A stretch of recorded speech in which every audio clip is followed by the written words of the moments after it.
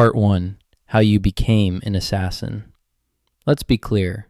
No one in medieval times woke up and said, "You know what? I'd like to stab a nobleman in the throat for 12 silver coins in the honor of hiding in a barrel for 3 days." Becoming an assassin wasn't a career path.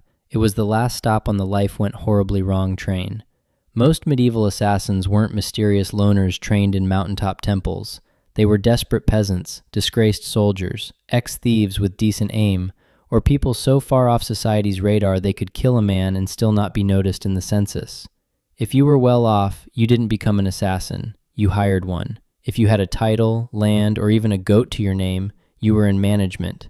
But if you just escaped debtor's prison, had a reputation for solving problems, and could sneak into a tavern without being seen, congratulations. Someone somewhere was about to slide a coin purse across the table and whisper a name. And that name wasn't a fun one. You weren't asked to take out Bob the Quiet Turnip Farmer. It was usually a corrupt baron, a bishop with too much gold, or someone with 12 bodyguards and a moat. The pay? Tempting. The job? Horrifying. But by the time someone considered it, they had nothing left to lose. No family, no future, and definitely no dental plan. Plus, let's not forget the absolute lack of job perks. No pension, no glory, no evenings off. You couldn't exactly hang up a shingle that said, "Quiet eliminations by appointment." You just had to stay quiet, move fast, and never, ever tell anyone what you did for a living. Especially not loudly over ale at the inn. "Oh yeah, I'm a traveling carpet seller. The stains? Die." So yes, nobody dreamed of being a medieval assassin. They landed there because the world chewed them up and spat them out wearing a hood and holding a rusty dagger. You weren't the hero. You weren't even the villain. You were the footnote that made everyone nervous and probably didn't live to enjoy the coin. Part 2. Your training. Spoiler, there was none.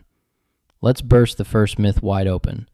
Medieval assassins didn't train under candlelight in some hidden monastery with wise mentors and inspirational flute music. There was no montage, no teacher, no pep talk. You learned by not dying the first few times you tried. Most assassins weren't trained professionals. They were desperate amateurs with a decent sense of direction and the ability to climb quietly without sneezing. If you had military experience, great. That meant you knew how to hold a knife properly. If not, well, stabbing someone is fairly intuitive. Escaping afterward with both kidneys still intact, that takes skill. Or luck. Usually just luck. There were no manuals, no guild orientation meetings, no safety briefings. You didn't get taught how to spot a body double or where nobles keep their bedroom exits. You figured it out while hanging from a windowsill, wondering if you'd just crept into the servants' quarters again. Poison? Trial and error, with heavy emphasis on error. Sometimes it worked. Sometimes your target just got mildly dizzy and more suspicious of his soup. Sometimes you drank the wrong cup. There was no medieval poison control hotline. Just hope, herbal guesswork, and a strong stomach. Sure, if you were lottery lucky, you might have picked up some skills from thieves or mercenaries. Maybe an older assassin showed you how to walk without squeaking on cobblestones. But mentoring wasn't standard. It was rare and short-lived, because assassins don't retire. They disappear. Weapons training? Forget it. You weren't carrying a broadsword. You had a dagger you stole off a guard, maybe a garrote if you were feeling fancy, and whatever else fit under your cloak without jingling. So no, you weren't some shadowy martial arts master. You were a guy with calloused hands, quiet footsteps, and a deeply unhealthy relationship with alleyways. Success didn't come from training, it came from survival. You learned how to kill by doing it quickly, sloppily, then vanishing before anyone could sketch your face and tack it to a church door. Your education was brutal, practical, and offered zero graduation ceremonies, just bruises, bloodstains, and the creeping realization that you were very much on your own. Part 3. The pay. You get lied to. Let's talk about why you became an assassin in the first place. Coin. Cold, heavy, jangly, deliciously spendable coin. The promise of it got you into this, but the reality, you got paid in lies. When someone hires an assassin, they don't want a long-term relationship. They want a one-time service, no paperwork, and ideally, no witnesses, including you. They offer you a pouch of silver, half now, half when the job is done. That's if they're feeling generous. But here's the thing. When the job is done is code for after we verify you didn't mess it up or make us look bad or leave a trail that leads back to us or survive long enough to tell anyone about it. So you do the job. You sneak through shadows, risk your life, maybe kill a baron in his sleep. Not pretty, not poetic. And when you return, yes, about that payment. The client fled, terribly sorry. Or worse, they try to kill you. A knife to the gut is cheaper than a bonus. And even when you do get paid, it's never quite enough. Not for the risk, not for the blood, not for the 3 days you spent hiding in a haystack with fleas and moral regret. You get a handful of coins, a curt nod, and a reminder. You were never here. Also, fun fact, some contracts were fake, political traps. You'd be told to assassinate someone dangerous, only to find out it was a decoy with guards waiting. Congratulations, you just walked into a sting operation with your name already carved on the gallows. And even when the deal was real, you couldn't exactly go to court and file a complaint. Your Honor, I'd like to sue Lord Edmund for breach of assassin contract. The only court you'd see was the one where you were the exhibit. So you learned to take what you could, demand payment up front, and trust absolutely no one. Not even the greasy little scribe who swore this job would change your life. It did, mostly by shortening it. Part 4. Your gear. Laughably bad. Forget the fantasy novels. No retractable wrist blades, no smoke bombs, no enchanted daggers, no crossbows that fold neatly into your boot. Your toolkit consisted of whatever you could steal, sharpen, or hide beneath a tattered cloak without clanking. If you were lucky, and I mean found a gold coin in a dead man's shoe lucky, you had a good dagger. Not ornate, not curved like a dragon's tooth, just sharp, hopefully rust-free, and ideally one that didn't smell like the last guy you stabbed with it. Poison existed, sure, but it wasn't glamorous. Most medieval poisons were unpredictable, made from plants, minerals, or toad guts. Some worked instantly, some took hours. Some made your victim vomit for 2 days and then recover, angrier and now very suspicious of stew. Ropes? Occasionally useful. You could strangle, climb, or tie something up, but you'd better know how to use it fast, because nothing kills the mood like trying to wrestle someone while muttering, "Wait, which knot goes under again?" Bows? Effective, yes, if you had one, knew how to shoot it, and weren't trying to smuggle it through a palace disguised as a flower arranger. Most assassinations were up close and personal. No time for elegant marksmanship. Just quick, quiet, and hopefully not messy enough to slip in. And you didn't get backups. If your blade bent, broke, or fell down a well, time to improvise. Slate roof tile? Maybe. Rusty nail? Worth a shot. Shoe buckle with intent? Desperate times. You carried your tools hidden in hems, boots, or inside hollowed-out bread. And you kept them close, not for safety, but because in this line of work, your weapon was your best friend, your boss, and your only retirement plan. There were no upgrades, no tinkering between missions. You didn't polish your kit. You prayed it didn't betray you mid-strike. Because in the end, it wasn't the weapon that did the killing. It was you, alone, poorly equipped, expected to perform miracles with a spoon and a prayer. Part 5. Your target. Hard to reach, harder to kill. Assassins weren't hired to take out random drunks in back alleys. No one paid you to stab Jeff, the sleepy candlemaker. Your targets were important. Nobles, bishops, military officers, sometimes royalty. And those people, they were very hard to kill. First, guards. Not one or two, dozens. Armed, armored, and well-fed. Some guarded the front, some the back. Some just stood there looking intimidating, daring you to blink wrong. You'd spend days memorizing patrol patterns, door creaks, and exactly how many stairs it took before the night guard with asthma needed a breather. Second, walls. Castles didn't have front porches. They had gatehouses, murder holes, and moats full of things that bite. If you didn't fall into the water, you still had to worry about arrow slits and boiling oil. Yes, boiling oil. Your job description included maggot flambéed for peeking. Third, servants and staff. Cooks, scribes, stable boys. One wrong look from you, and they'd be whispering to the guard captain faster than you could say, "I'm just the herbalist." Assassins weren't just fighting swords, they were fighting gossip.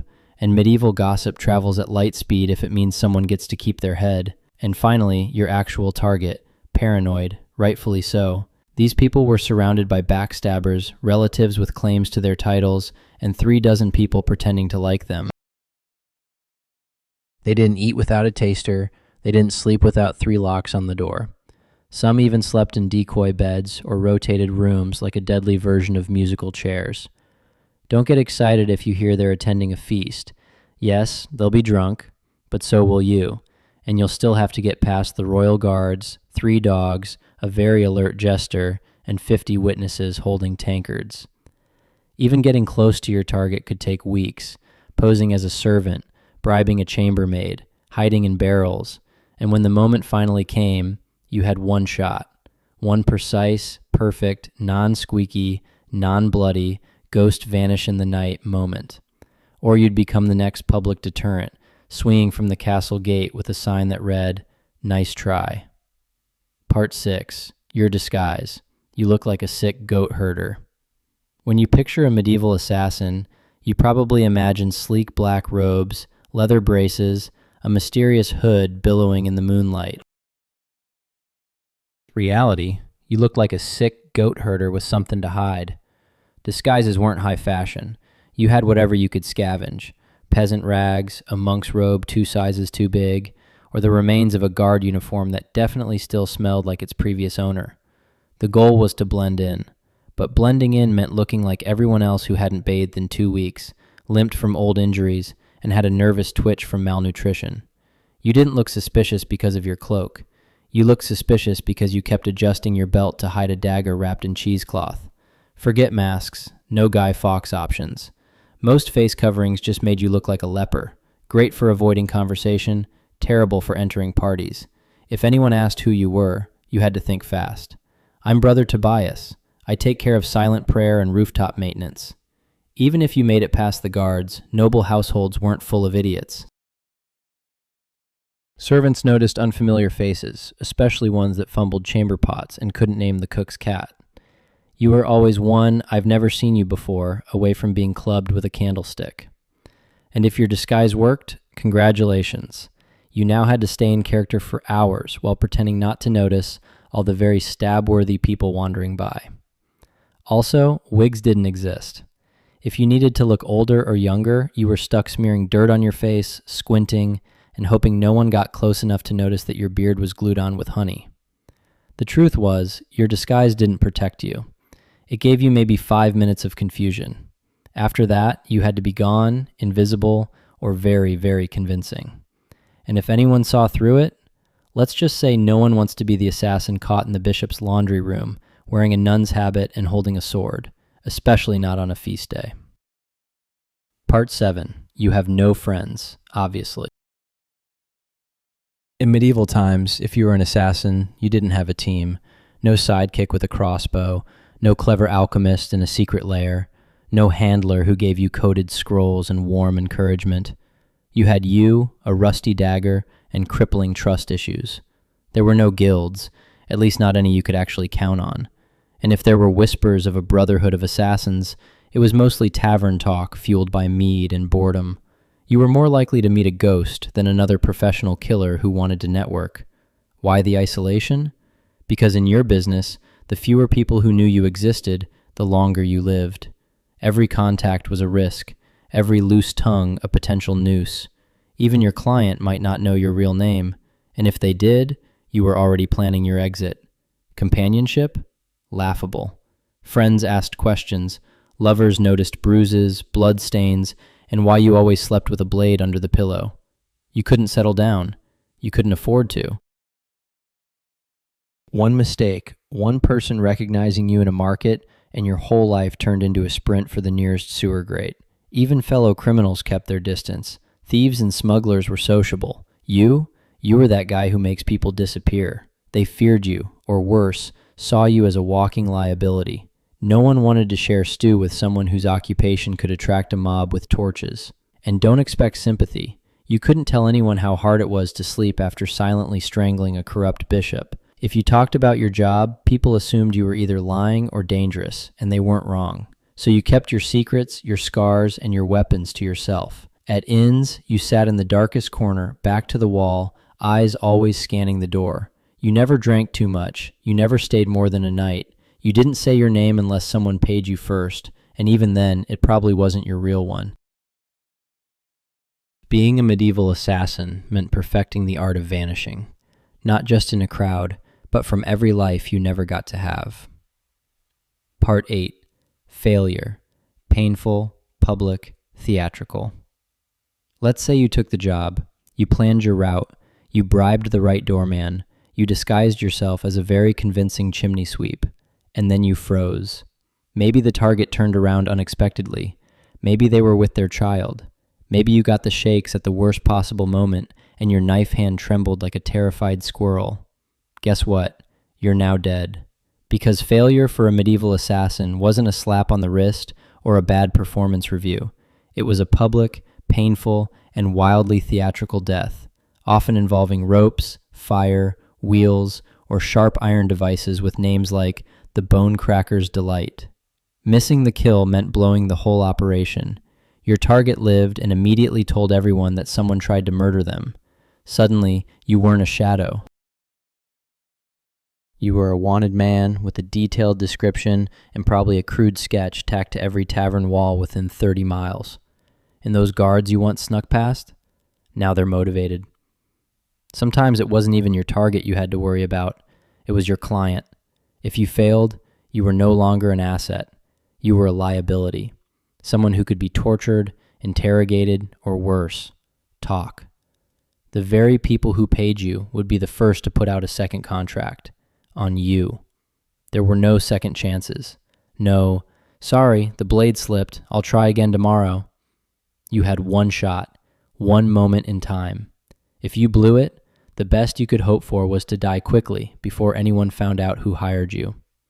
Failure also meant shame, the silent, humiliating kind. You didn't just fail to kill, you failed to be invisible, to be perfect. And for assassins, perfection was survival. Anything less might as well paint a target on your back and start practicing your final speech. It didn't matter how many jobs you'd done before, no one cared that you succeeded 12 times, because in this profession, you're only as good as your last kill, and if your last kill didn't happen, you'd better start running. Part 9. Success. Now run like hell. So you did it.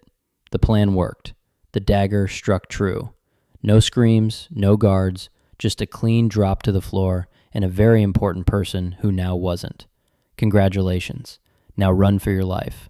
Because being a successful assassin didn't mean sipping wine on a rooftop while the city burns behind you. It meant fleeing through back alleys with someone's blood on your boots and a dog already sniffing your trail. There was no victory lap, no post-job drink with colleagues, no casual debrief with your client. You didn't even get a moment to admire your work. The moment your blade struck, your new job became escaping everyone who now wants to murder you in increasingly creative ways. Guards coming, doors locked, horses tied up on the other side of town. You're probably bleeding. You had to plan your exit before the kill. Routes, disguises, fallback safe houses. Maybe a boatman who owed you a favor, or at least didn't ask questions, because the city would go on lockdown within minutes. No one wanted a scandal. Lockdown meant closed gates, armed checkpoints, and a dozen angry men with swords who all just received your rough sketch and the phrase, possibly armed and extremely stabby. And let's talk about the client. Assuming they actually planned to pay you, they weren't going to meet you at a cozy tavern with a smile and a thank you card. They'd probably vanish too. Because an assassin who just completed a job is the most dangerous person alive. You know too much. You've proven you can get into places others couldn't. So even when you succeeded, you walked away with coin in one hand and a giant target on your back. What did you win? A week of sleeping in lofts, bribing ferry captains, shaving your beard in the dark, and pretending your name was Brother Lucian as you tried to blend in with monks heading east. Because success didn't mean survival. It meant starting the whole game over in a new city, under a new name, with even more people looking for you this time. So yes, you made the kill. Now run like hell. Part 10. Superstition. Everyone thinks you're a demon. If being a medieval assassin wasn't already miserable enough, poor, hunted, sleeping in places that smelled like goat, you also had to deal with the wonderfully creative paranoia of the people around you. Because in the Middle Ages, assassins weren't just feared, they were considered cursed. To the average peasant, you weren't just a killer in a hood. You were some unholy creature who whispered to demons and smeared frog guts on your blade under a full moon. Why else would you be able to sneak past guards and vanish in the dark? Logic wasn't exactly popular back then. But superstition? Oh, that was everywhere. Some believed assassins could shapeshift. Others claimed you were invisible unless bathed in holy water. One popular tale suggested assassins made pacts with forest spirits and could breathe death through walls. Imagine walking through a village and hearing a woman mutter, "Don't make eye contact, he might hex the baby." Even your tools were suspect. Carrying a dagger? Clearly forged in a cursed forge. Using poison? That wasn't chemistry, that was witchcraft. And you probably stirred it with a severed toe under a blood moon. You'd think this fear might help you. After all, people avoided you, right?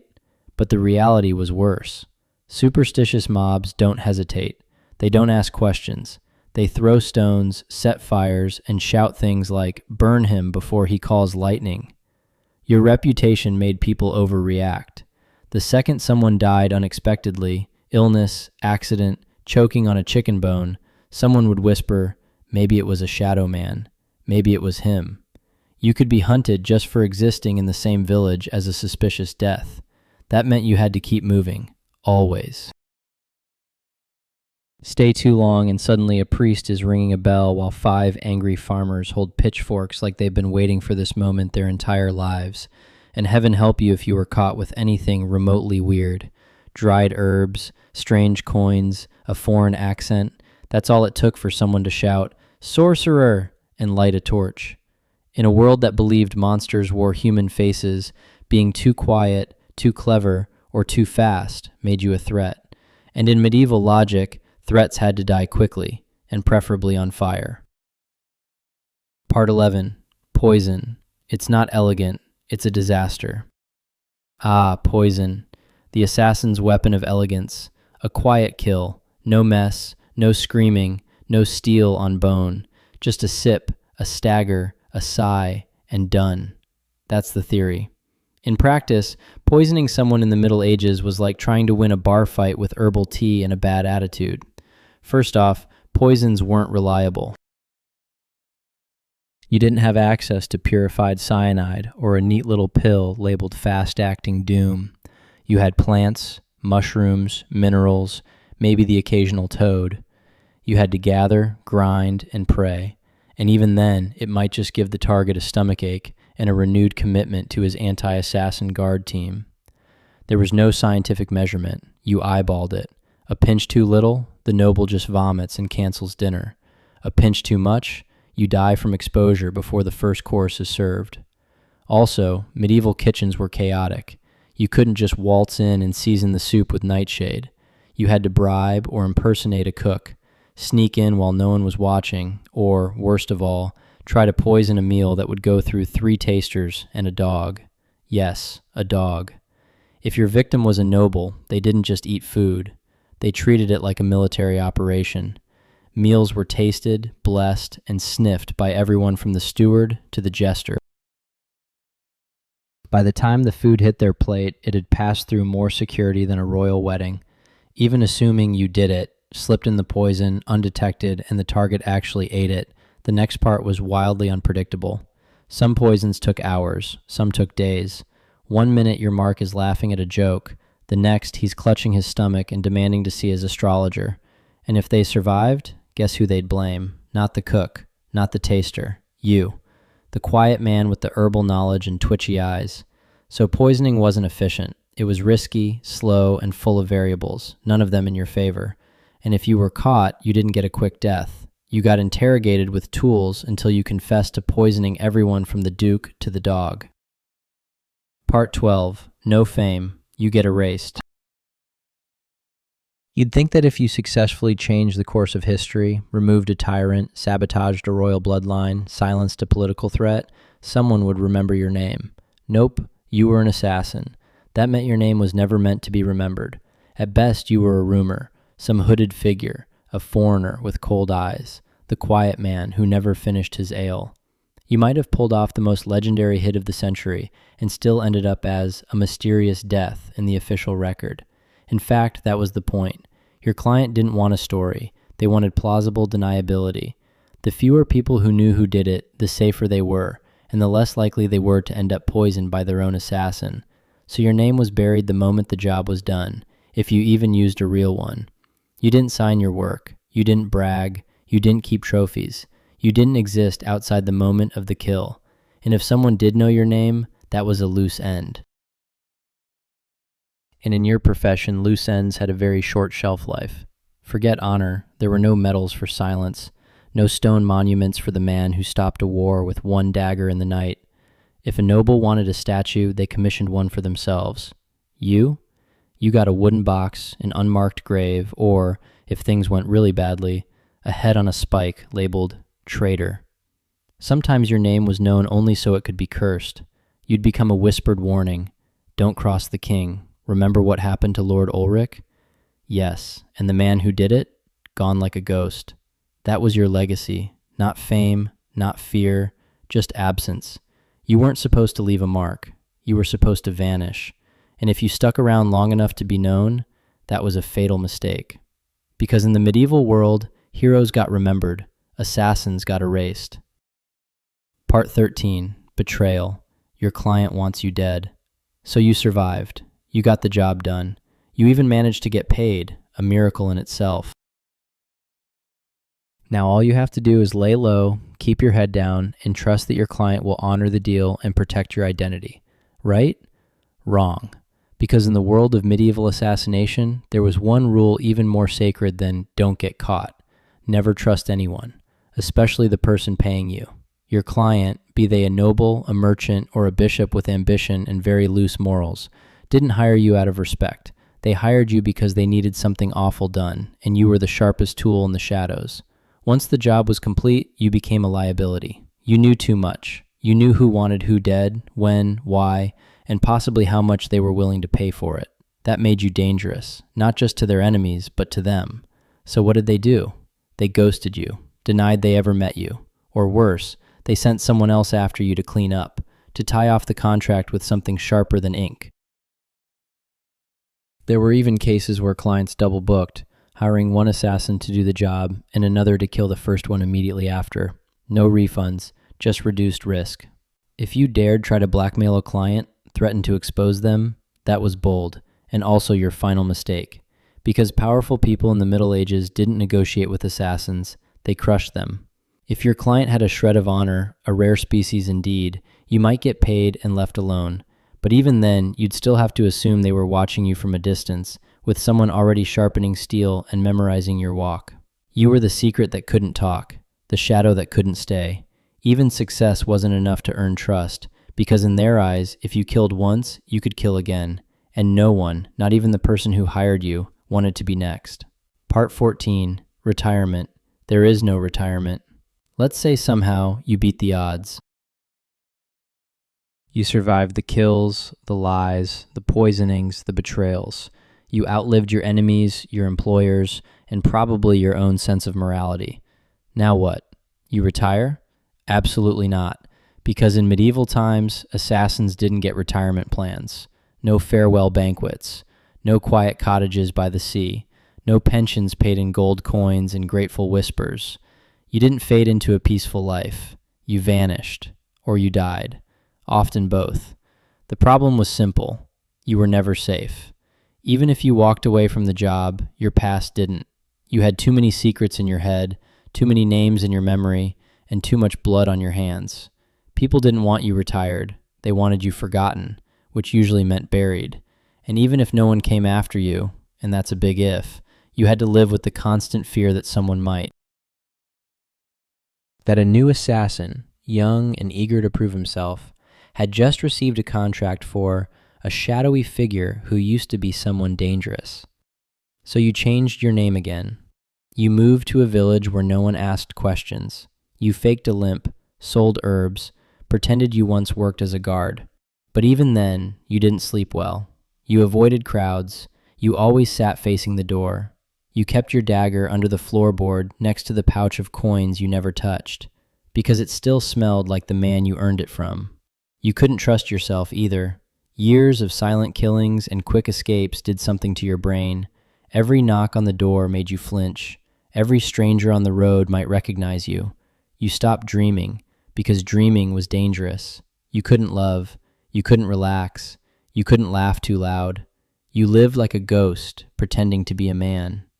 The truth was, there was no endgame for a medieval assassin. Just a slow, cold fade into obscurity. Always moving, always watching. Until one day you slipped into the dark and no one noticed. And maybe that was the best you could hope for. Part 15. So, would you last? By now, you've probably figured it out. Being a medieval assassin wasn't darkly romantic. It wasn't noble. It wasn't even all that profitable. It was a grim, thankless, short-lived career wrapped in blood-stained linen and followed by a crowd of people who wanted you dead. You wouldn't last. Not a week. Maybe not even a day. Because you'd start with the wrong assumptions. That you'd be sleek, in control, a whisper in the dark. What you'd really be is cold, hungry, and one bad guess away from the noose. You'd slip into town, cloak pulled tight, ready for action, only to discover that your target moved locations. The guards are drunk but trigger happy, and the stable boy you paid for information just sold you out for a mug of ale and a piece of bread. You'd freeze at the wrong time, stab the wrong guy, get spotted by someone's maid who once saw your face near the chapel. Suddenly you're not a shadow, you're the problem. Then what? You run. But you're not used to medieval terrain. The mud, the uneven cobblestones, the absolutely insane number of loose chickens in the street. You slip, fall, get tackled by a guard named Thomas who just got dumped and is looking for an outlet. And let's say you survive that. Then you deal with the aftermath. No allies, no honor, no future. Just whispers, suspicion, and the growing realization that even if you succeed, the best you can hope for is to die old and alone, hiding behind a false name in a village that still believes in fairies. So no, you wouldn't last. And frankly, you shouldn't try. Because the assassin's life wasn't cool. It was a cruel machine that chewed people up and spat out nothing but shadows. It offered power without peace, and purpose without a place in the world. You didn't make history. You erased yourself from it. And the only thing waiting for you at the end was silence. A silence no one would question, because no one even remembered you were there in the first place.